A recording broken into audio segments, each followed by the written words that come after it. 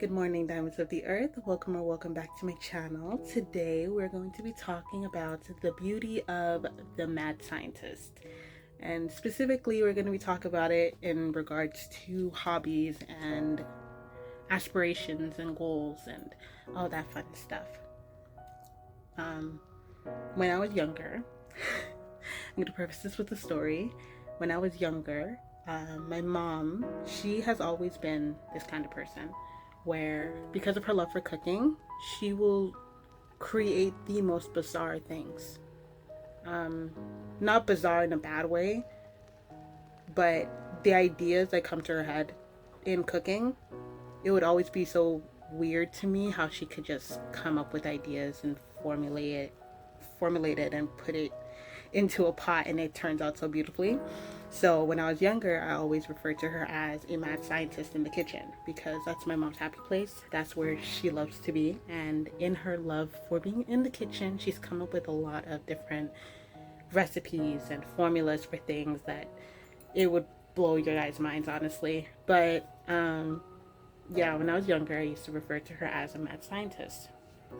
And recently, I was watching an anime called The Apothecary Diaries. And I noticed that in that one, the main character, she was a mad scientist in her own right too. It's just that in her mad scientist nature, it was more so with regards to medicine than it is about anything else really, because that's where her love is. Her love is medicine and learning about medicine and all that stuff. So that anime had another version of the mad scientist, and it was mainly really making me contemplate about how important it is for you to have a love for a hobby. Yeah, for a hobby or for something that you really enjoy, and wanting to do everything you can so you can learn how to get better at it. My mom, she loves a challenge when it comes to the kitchen. So I've learned when I was younger that in order for me to get whatever I wanted to get, I would just have to slip it in her mind a little bit, just to get her mind going. I would always preface it by saying, "Hey, mom, you know what would taste good? Or you know what would be cool?" And then afterwards, I'll give her an idea. And knowing her, because of the type of person she is, she'll say, "No, no, no, I'm not making it." And then even though you leave, she's still thinking about it. She's contemplating, okay, but how would I do it? So I would always expect to see something. Especially when I was younger, I would expect to see something on the table either a week from then or sometime, but I would always expect to see it because I know that if I put it in her mind and I know it's like out there enough, she would contemplate it and then she would do it, right? So yeah, that's how I was very manipulative when it came to my mom's own when it came to her habits. I was very aware of her habits, and I would do that. That's not a really good thing, but I did what I got to do in order for me to get the sweets that I wanted. But yeah, all that to say, I think that there's a beauty in being so involved in the hobbies that you have and being so involved in the joys and the passions that you have to the point where people will look at you strange and call you weird. I think there's a beauty in that. There's a beauty in being considered weird for being so overly obsessed with whatever it is. So for her, it was cooking. For the anime, it was medicine. I could say for my own father, it's music. My dad, he'll come up with weird um, he'll come up with his own things as time goes on. He'll listen to people's arrangements of songs, especially for gospel music. He'll think of arrangements that other people have done, and then he'll think of ways that he could not fix it, but think of ways of how he could add his own touch to it.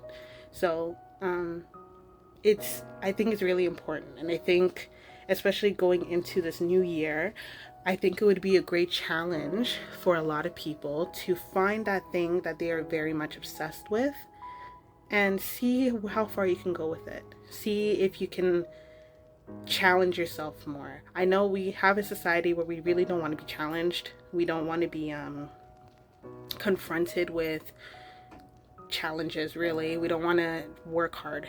We went through a hustle culture, and a lot of people realized that they hated the hustle culture. And to an extent, I appreciate the hustle culture because it shows you the benefits of hard work. But then there are people that don't understand that with that hard work, you need to take a break. You need to have rest. You need to rest and recuperate and all that. So I think in part it kind of backfired, but I would say that hustle culture is very beneficial, especially when it comes to things that you enjoy.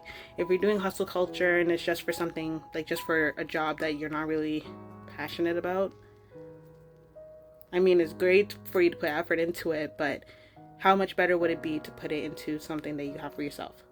It's better for you to hustle and to put that work in and that effort into something that you enjoy. So, yeah. I think for myself, I would love to gain that ability. It's not an ability. It's an ability to gain, but also I think it's really just stems from how much your love for whatever it is goes. So for me, it's music. I'll listen to things and I will think about harmonies in my head on how to make it more. I call them crunchy notes, but they're not crunchy notes. They're semitones apart pretty much. G7 chords I love.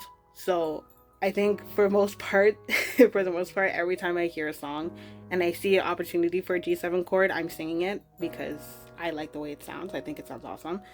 But yeah, all that to say, find something that you are strongly passionate about and become a mad scientist in it. Become so obsessed with it that people will look at you weird because of how obsessed you are with that thing. And no, I'm not talking about people. So no people. But if it comes to music, do music. Cooking, medicine. Well, those are the examples I have. Art is another one. Dance is another one. Numbers is another one. Anything that you really enjoy. Anything. Doesn't matter. It doesn't need to be a conventionally attractive thing. Pottery is another one too. Be a mad scientist in your pottery. How can you? I don't know who it was. It was on my feed. I didn't save the video, and I'm very sad I didn't. But there was a man who was doing pottery, and in his pottery, he was, I don't remember which area of Africa it is. I don't remember, but they're the ones that they mark their faces. They put scars on their faces. I don't remember what they're called. I'm gonna look it up. I will. But there's an area where there are areas, I'll say, because I know there's more than one, where they mark their face. They scar their faces. And this man, for his pottery, he would get reference photos of women who have the scars on their faces, and he would put those scars into the pottery. And he would talk about the beauty of unconventional beauty. And I'm like, that's something, that's like a mad scientist thing. In my opinion, that's a mad scientist thing, because who would think to do that? Who would think to do that? No one really would think to do something like that. But someone that's really obsessed with their work and someone that really wants to put the time and effort into their work, they'll see something like that and think, oh, I could see how I could put that in my art form of whatever kind. It's the same thing with I've seen recently where they have this, it's a math thing. I'm not good at math, but it's a math thing where based off of the equation that they put in the reader, I guess, it shows you how it works, and it basically turns into an art form. And I think it's really cool, because who would think to do something like that? Like, who would think to, especially now, because it's on YouTube. Hopefully some of you have seen it. It's probably on TikTok too. I don't really use it, but hopefully you guys have seen it. But basically you put an equation in, and then it has like a line with, like, let's say a pen at the tip, and then it moves based on how the equation is formulated. It's really cool and it's really pretty. So I think to myself, okay, that's a really cool thing to do. Like, who would think to do something like that? So it's more so just find something that you are passionate about and see how you can put your own spin to it. See how you can do your own. with music too. You have examples of, I think a good example of being very having that mad scientist kind of spin to it would be cinematic composers. Hans Zimmer is a good example because everyone uses him, but Hans Zimmer is a perfect example for that. How does this man come up with all these different types of sounds for all these different musics or all these different movies? Like, how do you come up with the music for these? How does it just come in your head and you're like, oh yeah, I'll do this? Like, how do you do that? So, I don't know. At the end of the day, I just think that it's very important for you to be a mad scientist in something, be crazy about something, and be the best at it that you can be. That's it. I feel like we don't really have people that want to be the best that they can be right now. We have more people that want to be carbon copies. There's a lot of carbon copies, I'm not gonna lie. And I'm not gonna lie to you guys, there's a lot. Everyone wants to be a copy of someone else, and I think it's very problematic because we're losing our individuality, and our individuality is what makes us beautiful. So because we are wanting to be like someone else, we are losing that beauty, that individualistic beauty that we all have, and we're putting it into just being another carbon copy of someone else. I don't like it. It's just the same as in art as it is in the physical. So again, I will say the importance of being a mad scientist, it's clearly there because you don't want to be another carbon copy of someone else. You're taking someone else's image and trying to make it your own. You can't do that because you're not them. You're not going to succeed like they've succeeded, but you can only succeed the way that you will succeed. So yeah, that's it for my little rant and my little reflection. This is more so a reflection than anything, but more so a rant. Yeah, that's fine. So I hope you guys enjoyed the video. If you guys agree with this thought, leave a comment. Comment your own ideas of areas where you could be a mad scientist for. And also for yourselves, like if you guys have hobbies, share your hobbies. What kind of hobbies do you have? What kind of hobbies do you want to get back into? If you have hobbies that you've had in the past that you've kind of fallen away from as a result of the corporate world and getting jobs and having life, what are some hobbies that you guys want to get back into? Leave those comments down below as well. But again, I enjoy you guys.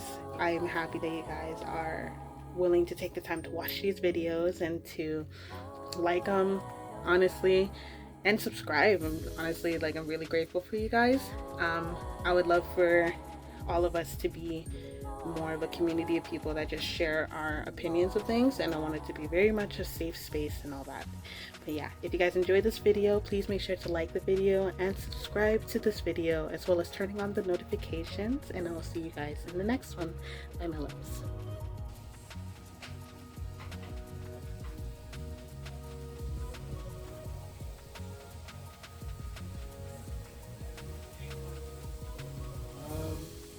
Let's do this.